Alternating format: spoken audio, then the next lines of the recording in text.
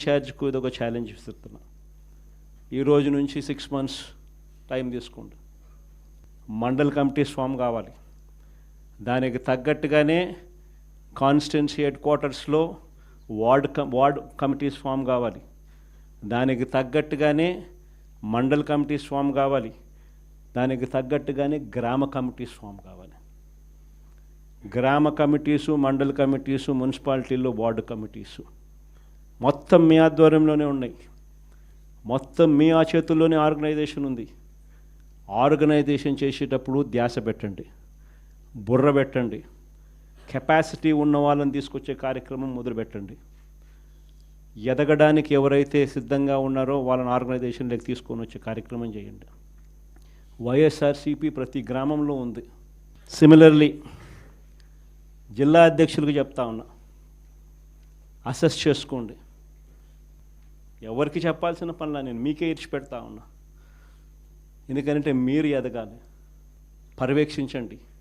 నియోజకవర్గ స్థాయిలో ఉన్న యూత్ అధ్యక్షులు ఎలా పర్ఫామ్ చేస్తూ ఉన్నారు, వాళ్ళకు చేదోడు వాదోడుగా ఉండండి, వాళ్ళకు తోడుగా ఉండండి, గైడెన్స్ ఇవ్వండి, సలహాలు ఇవ్వండి, చేయి పట్టుకొని నడిపించండి. కమిటీస్ అన్నీ పర్ఫెక్ట్గా అయ్యేట్టుగా చూసుకోండి. ఈ ప్రోగ్రామ్స్ కన్నిటికీ కూడా ఫర్దర్ సూపర్విజన్ ఉండడం కోసం అని చెప్పి వర్కింగ్ ప్రెసిడెంట్లుగా, జోన్లకు వర్కింగ్ ప్రెసిడెంట్లుగా కూడా తీసుకొచ్చే కార్యక్రమం చేయబోతా ఉన్నాం. వర్కింగ్ ప్రెసిడెంట్లుగా వచ్చే వాళ్ళను యంగ్ ఎమ్మెల్యేలు ఎవరైతే ఆల్రెడీ మన పార్టీలో ఉండి నేను ఎలక్షన్లో ఓడిపోయిన పరిస్థితుల్లో ఉన్న యంగ్స్టర్సు, యంగ్ ఎమ్మెల్యేలు ఎవరైతే ఉండారో, ఆర్గనైజేషన్ తెలిసిన వాళ్ళు, ఆర్గనైజేషన్ పరంగా మిమ్మల్ని సరిగ్గా గైడ్ చేయగలిగిన వాళ్ళు, మిమ్మల్ని కూడా తోడుగా మీకు నిలబడగలిగిన వాళ్ళు. ప్రతిపక్షంలో ఉన్నాం కాబట్టి కేసులు పెట్టించుకోవాల్సి వస్తుంది.